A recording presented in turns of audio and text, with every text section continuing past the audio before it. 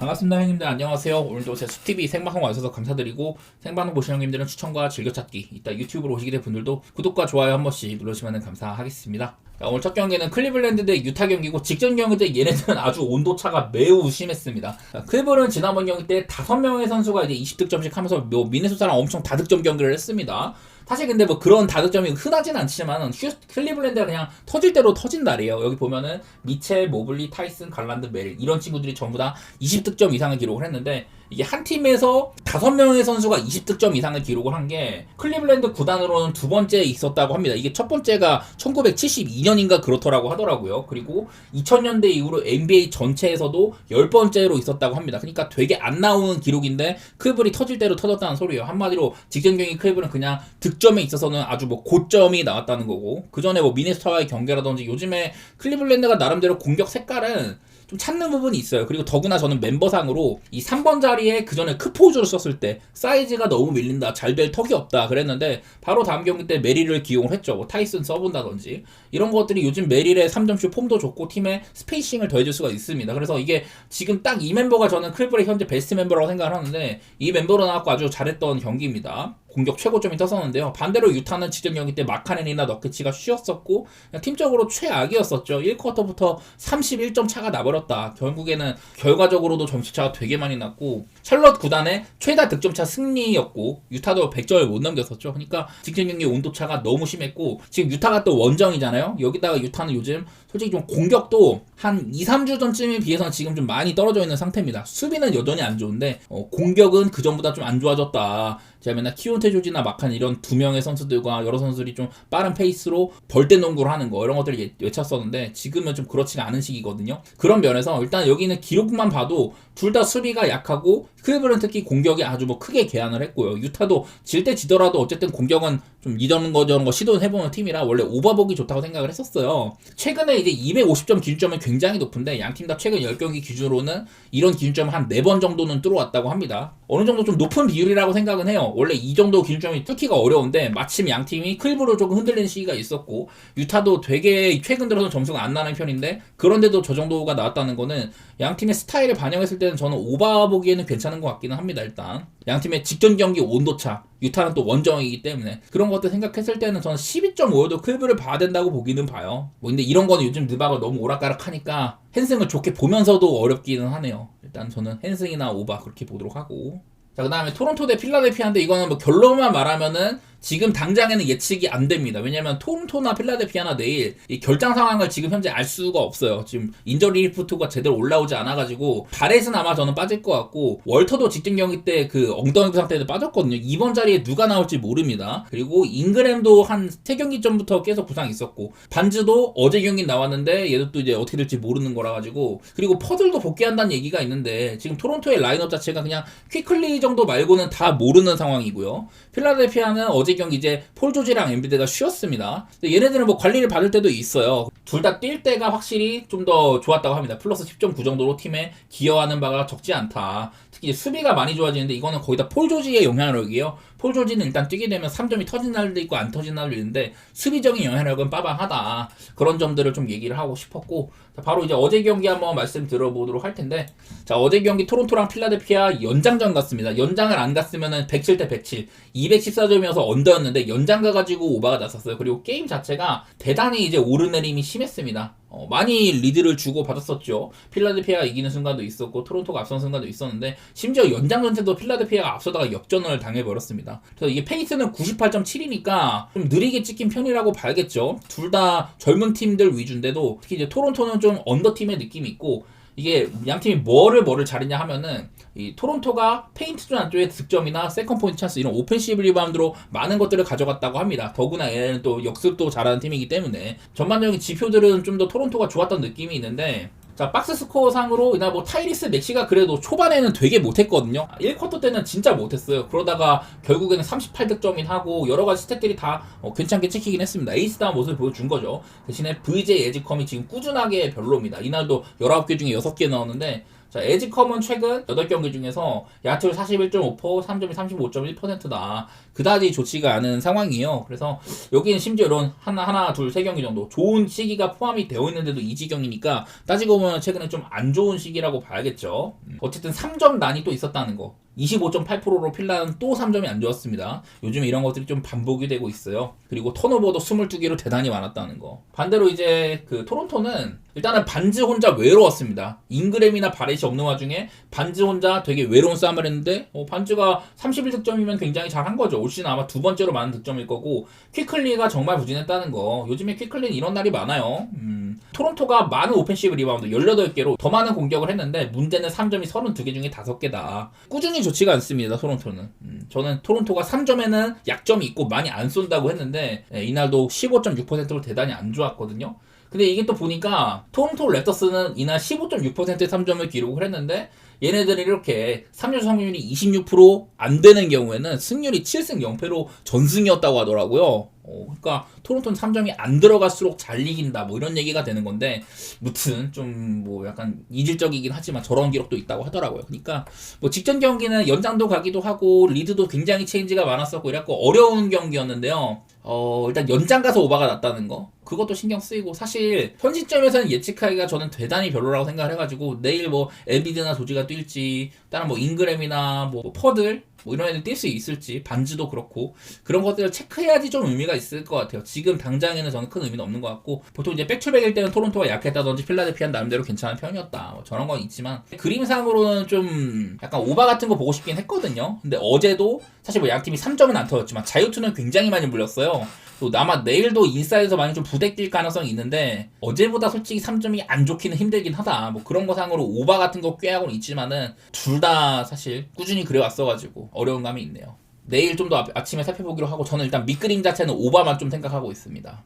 그 다음은 인디애나 대 보스턴 경기인데 이것도 저는 어렵다고 생각을 해요. 이게 왜냐면은 일단 보스턴이 내일 지금 브라운이 다우풀이 떠 있습니다. 아마 못 나올 가능성이 높다고 하더라고요. 근데 보스턴이 그동안 한참 잘 해오다가 저번에 이제 그 많이 빠진 덴버 상대로 패배를 한다든지 또 샌안토니오한테 직전 경기도 어떻게 보면 좀 역전패를 당한 거예요. 3점 난조가 있었고 벤치 포인트도 좀 많이 밀렸고 또 이제 그날 제일런 브라운이 자유투를 하나도 못 뜯었거든요. 굉장히 하드콜이어서 언더가 난 거긴 하다. 양팀 다 이런 파울콜을 굉장히 못 봐서 자유투도 적었는데 보스턴 또 야투도 많이 안 터졌었어요. 벤치도 부진했었고 내일 이제 브라운까지 빠진다고 한다. 더구나 요즘 보스턴이 뭔가 흐름을 약간 잃은 데다가 저는 약간의 오바세가 있다고 봤는데 그런 것들도 그다지 막 많이 드러나진 않았었거든요. 지금 인디애나 저는 오바보기 좋은 팀이라고 하지만 얘네들도 내용상으로 뭔가 상대팀을 막 수비를 잘하는지는 모르겠는데 이상하게 상대팀들이 많이 망가집니다. 그런 것도 있고 요즘에는 확연하게 인디애나 좀 야투 부분에서는 좋아진 감이 좀 있는 것 같아요. 직전 경기 때 사실 마이애미 상대로 123점 이거는 상대가 너무 그냥 말도 안 되게 무너진 거긴 하지만은 어쨌든 인디애나는 할 만큼은 했었다. 심지어 그날 마이애미가 원빅을 썼거든요. 아데바요 원빅이니까 인디애나도 막 호프라든지 이런 애들 안 쓰고 그냥 원빅으로 나섰어요. 시약함 원빅이었는데 시약함의 내용은 별로였어도 팀적으로는 괜찮았다. 네마드가 29점 쏟아부은 거나 벤치에서 이제 55점을 또 앞서 나가기도 하고 뭐 이런 거는 좋았는데 사실 굉장히 앞서 나가던 매치지만은 또 한 마이애미한테 20점 차 앞서다가 그걸 또 6점 차로 좁혀졌거든요. 이걸 근데 또 다시 벌린 거야. 그러니까 이게 되게 좀 믿을만한 놈들까지는 아닌 것 같다. 상대가 너무 못해서 그렇지 인디애나도 그날 상대한테 뭐 추격당하는 면모라든지 그런 것들은 아쉬움이 좀 있었습니다. 어쨌든 뭐 그런 상황인데 자 내일 이제 브라운이 빠지게 되면은 총 14.7점 가량 언더로 간다. 작년에 제가 이런 지표가 있다고 말씀을 드렸는데요. 자 올 시즌에 브라운이 빠진 경기는 딱 두 경기입니다. 근데 그 첫 경기에서는 워싱턴 상대로 146점을 쏟아부어가지고 2025년 최다 득점이 났었던 경우가 한번 있었어요. 브라운이 없는 날 최다 득점이 터졌다. 약간 좀 역설적인 경기가 한번 있었고요. 그 다음에 이제 토론토 상대로 이때는 112점밖에 안 났습니다. 언더로 많이 간 셈이기는 하죠. 이 시기에 아마 토론토가 막 그다지 좋진 않았을 건데 이 당시에 보스턴은 굉장히 또 무서웠던 상승세에 있었던 그런 면모가 있었습니다. 팀적으로는 지금 보스턴이 그러니까 한창 상승세가 많이 있었는데 저는 최근에는 이런 것들이 뭐 덴버전에서 참 우스운 패배나 샌안토니오한테도 역전패 당하고 이런 것들로 조금 꺾였다고 보는 입장이거든요. 반대로 인디애나 14연패를 가리다가 지금 2연승 중이다. 저는 그런 면에서 일단은 좀 헨승 접근은 굉장히 별로인 경기처럼 생각이 됩니다. 개인적으로는 뭐 보스턴 승리를 보고 싶긴 한데 얘네들은 어쨌든 브라운이 없는 날에도 잘 이겨요. 지금 안 그래도 막 테이텀이나 이런 선수가 없지만은 그런데도 팀의 아이덴티티로 잘 이겨 나가긴 한다. 어쨌든 저는 인디애나는 꾸준하게 수비가 좋지 않은 팀이라고 보고 보스턴은 수비는 살아있는 팀이거든요. 아마 내일도 이 휴고 곤잘레스가 이제 루키인데 수비적인 부분들이 상당합니다. 팀의 에너지를 불어넣을 수 있는 선수들을 여러 배치를 한다는 거 이런 것들도 뭐 좋은 것 같고, 근데 어떻게 보면 일단은 브라운이라는 1옵션이 빠진 거랑 또 이제 하우저도 저번 경기 때 빠졌잖아요. 3점에서 의외성이 있는 친구인데 이 친구가 빠진다면 그만큼 보스턴의 공격에서 가능성들이 좀 줄어든다는 거잖아요.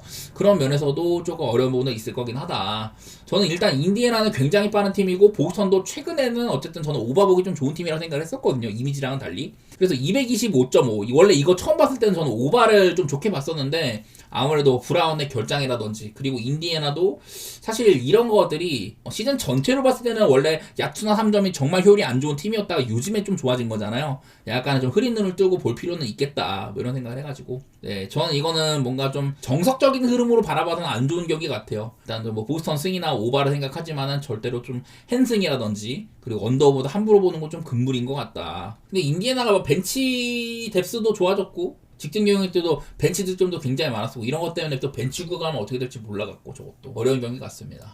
자, 그 다음 경기는 댈러스 대 브루클린 경기 있습니다. 사실 요즘에 좀 하향세를 타고 있다고 봐야겠죠. 댈러스는 AD가 빠졌고 직전에 또 워싱턴도 못 나왔는데 경기력이 그냥 개차반이었습니다. 와이어 투 와이어 패배를 당했어요. 게임 시작부터 끝까지 졌다는 거를 뜻합니다. 최대는 이제 27점 차까지 났었고 한 번도 댈러스가 리드를 잡은 적이 없었다.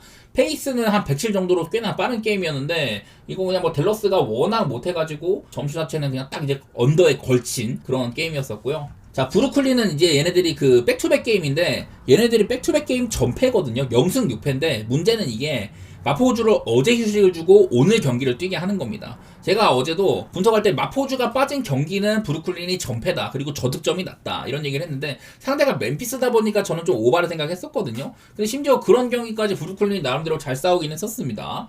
점수는 적게 나긴 했는데 그래도 좀 비비기는 비볐다고 생각을 해야 된다 뭐 이런 느낌이었고, 그래서 이제 오늘은 마포주가 뛰게 된다면 반대로 좀 더 많은 득점을 기대할 수 있고 이런 백투백일 때 전패다 이것도 조금 바뀔 수가 있는 거겠죠. 그동안 마포주가 없는 날엔 전패였는데 내일은 뛸 가능성이 있다. 그리고 지금 댈러스의 상태가 특히 이제 AD도 빠졌고 막 이러다 보니까 너무 공백이 심하기도 해요. 쿠퍼 플래그도 뭐 지난번 경기 때 사실 잘하지는 못했었고, 나는 지금 댈러스가 뭔가 팀적인 장점이 전혀 없다고 보는데 이게 문제는 브루클린도 최근에 한 이제 7경기가량은 1승 6패로 이 좋았던 기세가 조금 끊기기는 했습니다. 분전하는 날도 있지만은 사실 좀 언더 기세로다가 흔들리는 그림이 좀 있었다고 봐야 되거든요. 점수를 많이 못 보는 날이 좀 덜어 있었다. 댈러스는 나름대로 좀 빠른 팀이지만 일단 브루클린은 느린 팀이기도 하고 일단 언더로 보고 싶어요.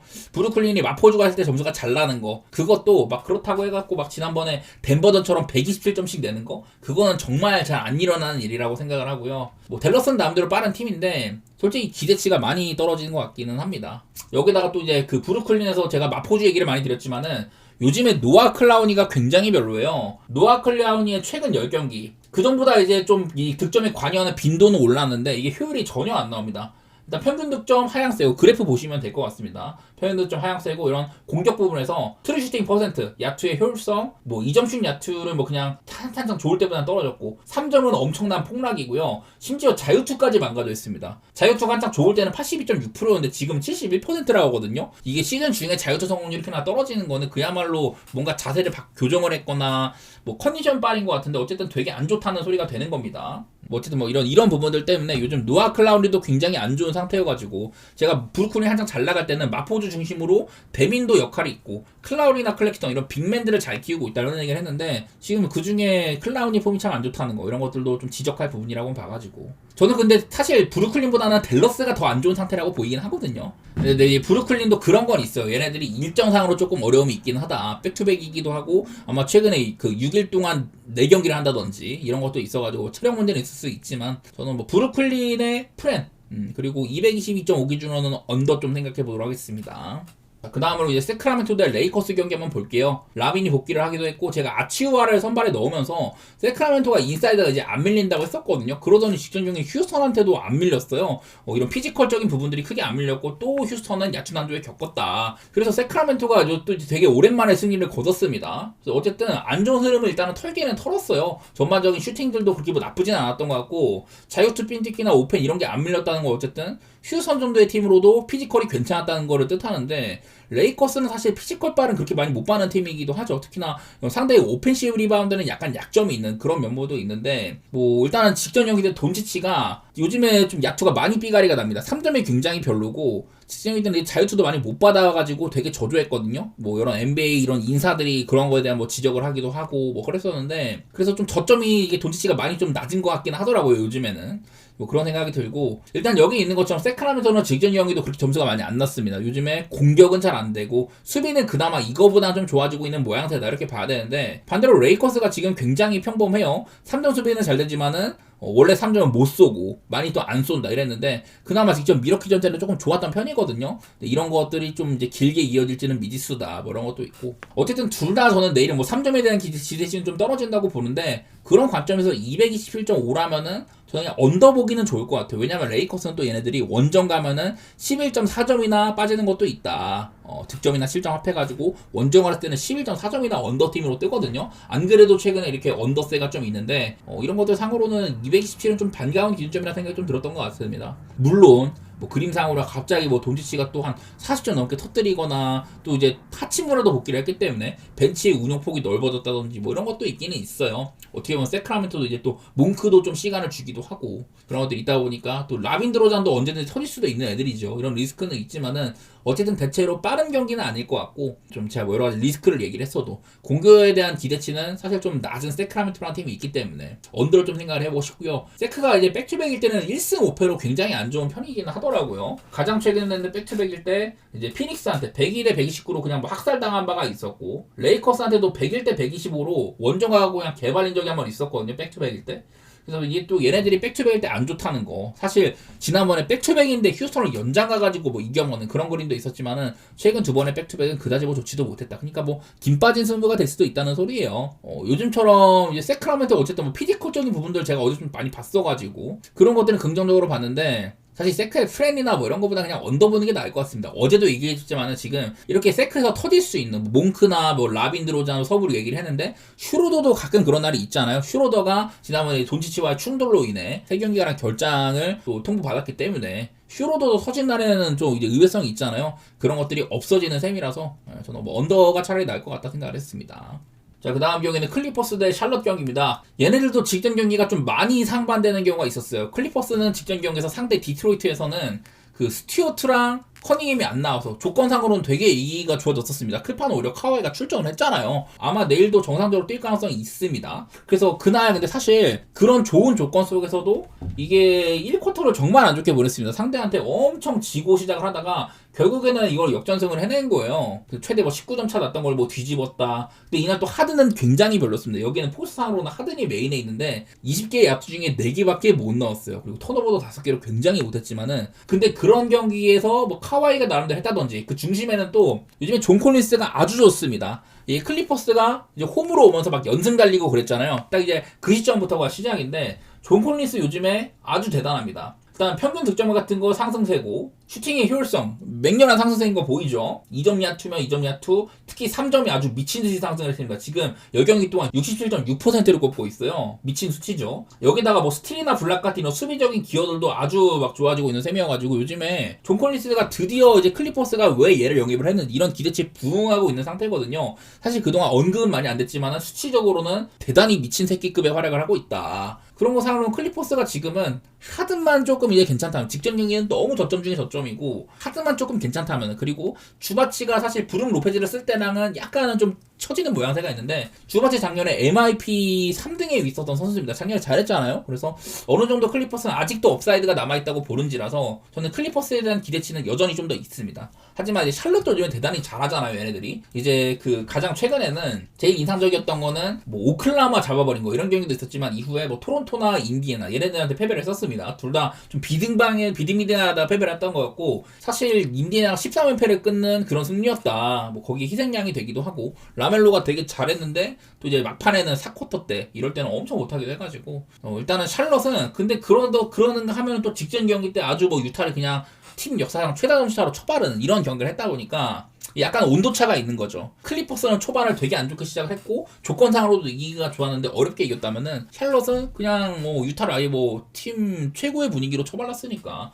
최근에는 샬럿이 그렇게 막 야투가 터진 날이 많지 않았거든요. 3점이 그날 59개 중에 24개 대단히 잘 들어갔고 150점을 냈으니까 말도 안 되는 승리를 한 건데, 사실 이거는 유타가 좀 핫발인 것도 있고 그런 것들이 좀 껴있다고 생각을 합니다. 여기 있는 것처럼 요즘에는 클파가 수비가 조금 망가지긴 했어도 늘 이제 느리게 하고 좋은 수비팀이란 말이죠. 여기다 공격 효율성은 갖춰진 상태다. 대신 너무 느려가지고 점수가 안 나는 셈인 건데, 찰럿은 요즘 일단 3점이 너무 잘 들어가고 이런 것들 기반으로 점수는 꽤나 잘 터집니다. 이거 역시나 직전 경기 150점이 포함이 되어 있으니까 이래가지고 좀 많이 좀 뻥튀기가 들어간 것도 있고요. 그 대신에 수비는 굉장히 훌륭하다 이런 것까지 있어서 둘 다 지금 기본적으로 좋은 수비팀이라고 생각이 되거든요.